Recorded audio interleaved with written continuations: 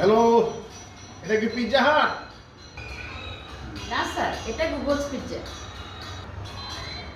তাহলে কি আমি ভুল নাম্বারে ফোন দিয়েছি? না স্যার, গুগল দোকানটা কিনে নিয়েছে, তাই এর নতুন নাম গুগল পিৎজা। ওকে, আমি কি পিৎজার অর্ডার দিতে পারি? স্যার, আপনি সবসময় যে পিৎজার অর্ডার দেন আজও কি ওটাই দিবেন?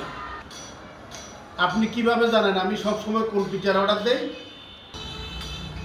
আপনার ফোন নাম্বার অনুযায়ী আপনি শেষ 15 বার double cheese 12 slice sausage pizza order করেছেন।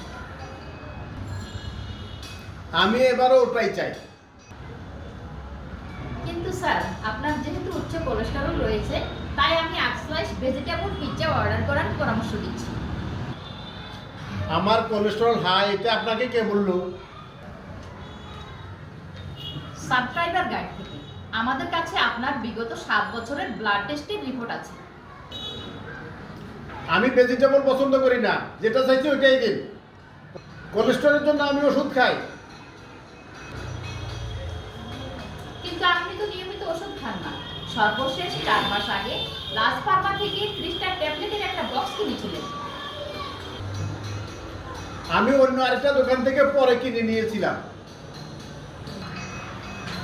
কিন্তু আপনার ক্রেডিট কার্ড তো তা বলছে না। আমি নগদ টাকা দিয়ে কিনেছি। আপনার ব্যাংক স্টেটমেন্ট অনুযায়ী সেই পরিমাণ টাকা আপনি উঠাননি। আমার অন্য আয়ের উৎস আছে। আপনার ইনকাম ট্যাক্স রিটার্ন ফর্মে সেই তথ্য নেই। ধুর, আপনার পিৎজাই খাবো না।